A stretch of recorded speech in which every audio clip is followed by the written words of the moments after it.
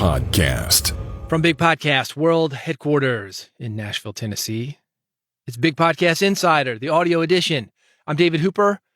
The website is bigpodcast.com. And if you want to grow your audience, get more people interested in your shows, make more money with your podcast, you are in the right place. I've got a newsletter that goes out every Friday morning, 10 a.m. Eastern.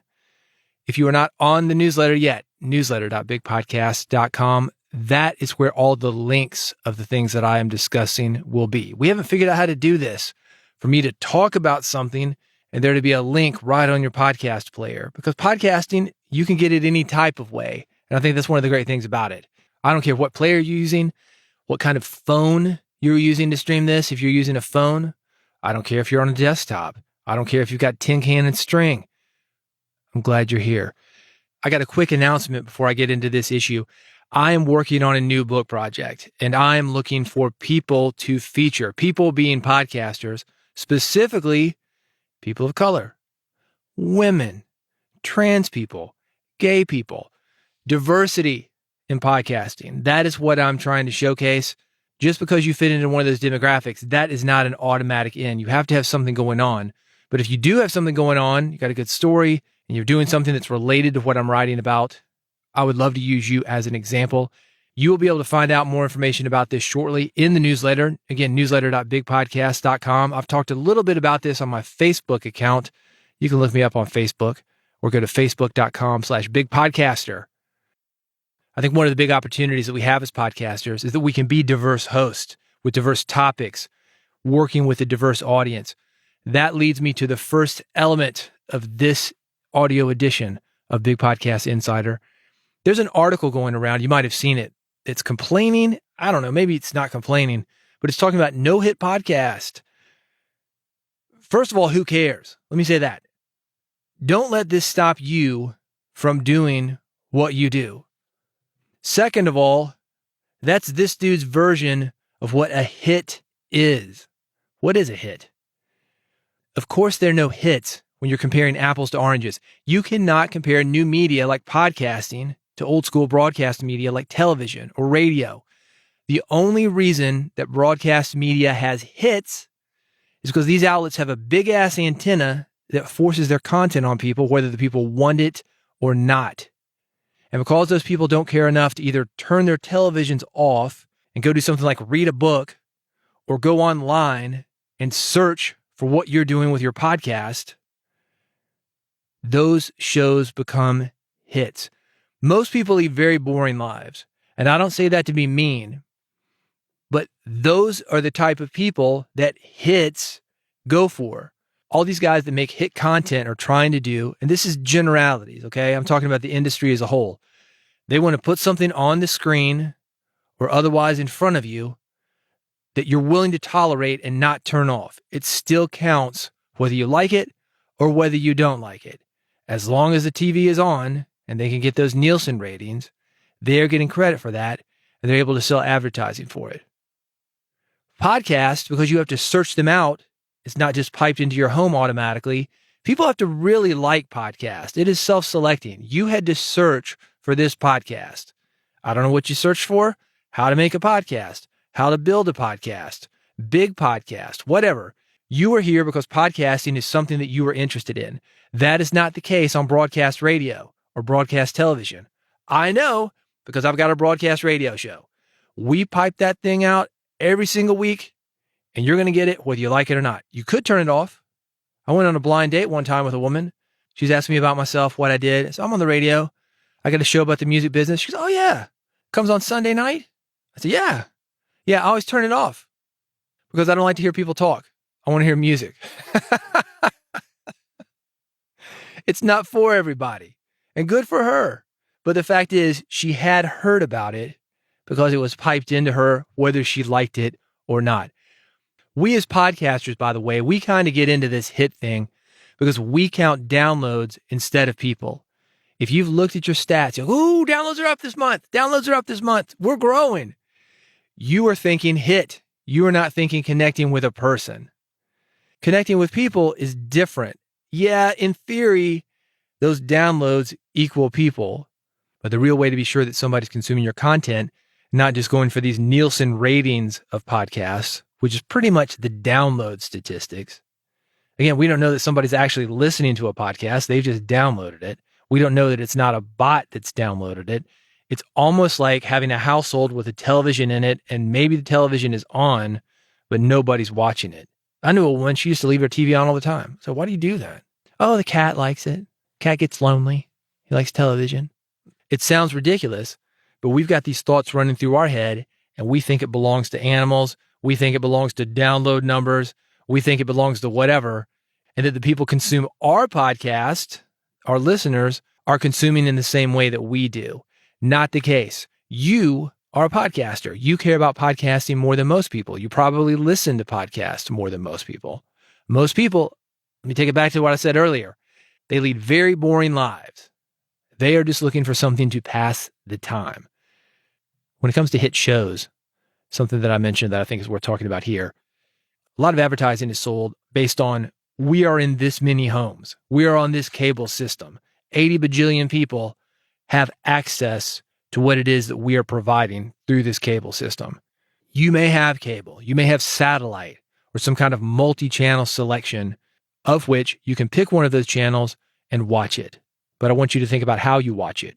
You've probably got 4 or 5 of those channels that you go back to again and again and again. Satellite radio, you've got that, 100 channels, or whatever they've got now. They've got not only the broadcast channels coming through satellite, they've got online-only channels, so that's even more than they used to have. How many of those do you listen to? I don't know. You got a button with 5 selectors on it. Radio manufacturers know this, and you know it. You're only going to 4 or 5 of those channels for 90% of what you listen to. So the fact that a channel is available to someone, that's not as important as these big stations, broadcast stations, would make you believe and would make advertisers believe. If we did podcasting numbers like that, we would look at how many iPhones there are, how many Android phones there are. And we would say, yeah, we're in this many homes. We're in this many pockets. We're in this many speakers. But we know for a fact that not everybody with a smartphone is downloading podcasts. Same as broadcast television. Just because it's there, it doesn't mean that people are watching it. And the people that are watching it, they're choosing one of those 4 or 5 channels. The reason these shows become hits is because these people don't deviate from those 4 or 5 channels. I talked about Bill O'Reilly. Remember him? Probably not. Primetime guy, number 1 in cable news. What happened? Sexual harassment. Gets booted. He goes online. Where is he now? Who knows? Are people following him? Absolutely not. I mean, some people did. Let's be fair. But most people did not. What they did is when they replaced him, and they replaced him with Tucker Carlson, they started watching Tucker Carlson. Who's number 1 right now? Tucker Carlson. Is it because they like Tucker Carlson? No, it is not. It is because Tucker Carlson has a slot at prime time when people are sitting on their couches, choosing between 4 or 5 channels, and don't think enough to either turn it off, read a book, or get online and search for a podcast. Maybe even talk to their spouse. Podcasting brings quality. It doesn't bring quantity, not necessarily. Joe Rogan, maybe. I'd love to have that many people listening to me. But his influence and listenership, it's actually down since he went exclusive on Spotify. He doesn't have those YouTube clips like he used to. He doesn't have the wide range of people that he used to. The same thing happened to Howard Stern. Once you go exclusive, you don't have as many people. But is the right people? We're talking about quality? Yeah, maybe. Maybe they're paying for him. Or they're downloading the app. You could argue that they're the true fans. Anyway, newsletter.bigpodcast.com that has more information on that. It's got a link to the graph with all the numbers that talks about how podcasting has no hits. Regardless, though, let me take it back to that very beginning thing that I said. Who cares? It does not affect you. When you see this kind of stuff coming from old media, don't worry about it. Keep doing your thing. Go to your audience. They love you. They really love you. Whereas any of the hits, for the most part, they are only tolerating those.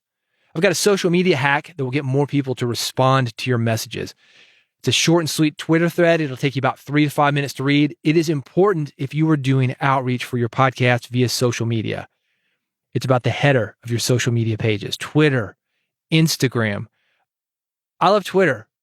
I reached out to a lot of people via Twitter, not in a DM, but just the @blank, whatever their name is. Hey, come on my show. Something to that effect. I described the show. Hey, I'd love to have you in next time you're in Nashville. And it's worked for me several times. My wife, photographer, she does a lot of business via Instagram. It's a visual medium. And a lot of people are doing bookings, setting up contracts, photo shoots, jobs via the Instagram DM. This post, and again, it's linked at newsletter.bigpodcast.com. It is important because it is going to get people to respond to you. You have to communicate with people in a certain way, not only in the message that you send. When they get that message, they go to your header, they go to your bio, and say, does this guy have anything going on? And if you do, they respond to you. That's why this is important. This will show you how to appear that you have something going on, because you do have something going on. You got a podcast. People are searching you out. It's not a hit, not according to broadcast media, but it is something with an audience that the right guest, for example, if you're doing guest outreach, would love to be on. I'll give you an example for me. I'm a guy with a book. It's a book about podcasting. I want to reach people who are, one, interested in podcasting, or two, would benefit from podcasting, and they don't know it yet. Somebody came to me via tweet, said, I don't know, I'll check it out. And they've got a podcast or a media outlet that reaches one of those two types of people, either interested in podcast or somebody who would benefit from podcasting. I'm going to respond back to them. So consider that, newsletter.bigpodcast.com. This will help your response. It'll get you better guests. It'll get you more interaction and more followers on your social media. Next up, you're talking into your microphone wrong. I love this. I had a guy that I interviewed recently. He sounded a little bit off. He sounded like he was in a bank vault or something. And he sounded kind of like this. And he had no idea because he's walking around and he's pacing. And I don't have any idea what he's doing because I can't see him. We got on a video and it turns out he's talking into the wrong end of the mic. I tried to tell him, but he stopped me. He let me know this. He said, I've done hundreds of interviews this way. Never had any complaints. He was wrong. And he sounded like balls. But it is hard to argue with people who don't know what they're doing, or they've gotten away with bad behavior in the past, and they think that what they're doing is right. This is why you need a video like this one. You're going to think it's funny, but it's actually a very compassionate way to tell somebody you're using your mic wrong. And if you've interviewed a lot of people, you know that this is quite common. People don't know which end of the microphone to use. So this guy goes step by step through some very common microphones that your guests are likely to be using. And he says, you're using it like this. Instead, use it like this. It's funny, and it's a good way to let guests know, here's how you sound better. You are doing a service to the podcasting world by sending this video out. Newsletter.bigpodcast.com if you want to see that. Are you getting podcast spam? If so, here's how to deal with it. This is something that will save you so much time and frustration. You have to put an email in your RSS feed. RSS is how we distribute podcasts. The downside of that is that anybody can scrape an RSS feed, they can get your email, and they can sell you stuff. Hey, I can get you to the top of the Apple Podcast charts. Here's some podcast stuff to buy. Here's a guest that will be great for your show. And people are doing this all the time. The secret is to have a special type of email address for your podcast. And this is how that email address works. It looks just like a normal email address. It is a normal email address, except all those messages get collected and they are sent to you at a very specific time. They can be sent to you at the end of each day. They can be sent to you at the end of each week. They can be sent to you at the end of each month. So if you want a weekly wrap up of all the pitches that you're getting, good and bad, you get one single email. Your box isn't full of spam. Your box isn't full of pitches. Even if they're good, all you got to do is look through this one long email, and it's super easy to scroll through. Take you, I don't know, 5 or 10 minutes, let's say, if you're getting a lot of these pitches. Nope. Maybe on this guy, let me go back to him. Nope. It's going to save you so much time. It is free, or at least there's a free option. The free version should give you what you need to do away with podcast spam, or at least do away with podcast spam filling up your email box. One message with everything, sent once a week. That is what I suggest. Again, it's free, or at least there's a free version that you can use. There's also a paid version you might want to think about. Whatever. Get what you need, but do look at it. newsletter.bigpodcast.com. You've probably been hearing about NFTs. Gary Vaynerchuk, Gary V. He's real big on NFTs now, non-fungible tokens. Lots of people are actually talking about NFTs right now. And I've seen more than a few people actually spend money on them, hoping to make a nice return. It's an investment for people. They're not just selling them, they are buying them. Is it a good investment? I don't know. I met a guy in June 2011. He kept telling me about Bitcoin. Around that time, Bitcoin was 1 cent. Would it have been a good investment? Yeah, you could argue that it would have been. But at the time, it was way far ahead, and it was a gamble. I know some guys that have made a lot of money on Bitcoin, and I know more than a couple of people who've lost a lot of money on Bitcoin. Basically the same game, they got in at different times. One guy lost his house. But again, some people have made money, and these things come along, and there are opportunities. Are NFTs an opportunity for you? I don't know. But if you've got some information you want to look at, this is at newsletter.bigpodcast.com. These are the ways that publishers experimented with NFTs last year. You might get some ideas. You get some more information to help you make that decision for yourself. I think it's exciting to watch. Am I investing in NFTs? I am not. Am I making NFTs to sell? I am not. But it does work for some people. Being in the music industry, working with celebrities, if you've got that kind of pull, you've got that kind of fan base that wants to own something that's special, a collector's item, fan club type stuff, whatever it is that you're doing, you might be able to make a go at it. Like I said, Gary Vaynerchuk, he's hyping him up right now. Take a look at this. You owe it to yourself to look at this. Don't let this thing pass you by without taking a look. But again, I'm not doing it. It's not for me. It's not something I would necessarily endorse. I just see the potential. This is what I do. I see the potential in things and I share them with you. Newsletter.bigpodcast.com has info. Finally, I mentioned something about banking for podcasters. Speaking of money, you got to have a place to put your money. Last year, I was banking with a company called Azlo. A lot of entrepreneurs used Azlo. You might have heard of Simple. Simple Bank was the same bank, but that was for people, not businesses. It was the personal version as opposed to the business version. So it was shocking when Azlo went out of business. I said, man, what am I going to do? They give you 30 days. Get your money out. Find a place to put it. That's basically how it went. I did some research. I found a company called Novo, and this is all linked at newsletter.bigpodcast.com. The account is free, no branches, no ATM fees. They got a nice app. If you get a check, take a photo of it. They deposit it online for you. Most stuff, though, these days, who writes checks? And you'll get some occasionally. Most of the time, the money that you get is direct deposit. It's a different world than it used to be. So if you're thinking, maybe it's time for me to change my business banking account. I used to do banking locally. I was paying, $30 a month for a bank account, had a couple of them. So you're looking at $30, $60, whatever. And if you want to be done with that, Novo may be a good option for you. The downside of not having a branch, cash deposits, a little bit weird. If you need a notary, you can't just walk into a branch and get a notary to notarize whatever it is that you're notarizing. For just straight up cash, wire transfers, direct deposits, I've been really happy with Novo. It's not bad. Take a look. Depending on your situation, 5 to 10 minutes to fill out the application. You'll be approved instantly. Newsletter.bigpodcast.com. Thanks for listening. I'm here every week with the audio version of Big Podcast Insider.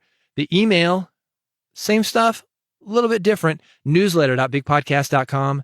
That is where I will have more information about the new books that I'm working on. I'm looking for examples, like I said, especially diverse hosts. I want to show the different people that are hosting podcasts, non-binary, trans, gay, people of color, whatever you're doing, as long as you're doing it well, I would like to talk to you. If you're not subscribed, I will be bringing that up here as well. But the newsletter is nice if you want something just to skim through and you want all those links. Again, newsletter.bigpodcast.com. Thank you for listening. If I can help you in any way to grow your podcast, get more people to your podcast, make people care about your podcast, make money with your podcast, bigpodcast.com is where I am. I will see you there, and I will see you here on the next episode of Build a Big Podcast.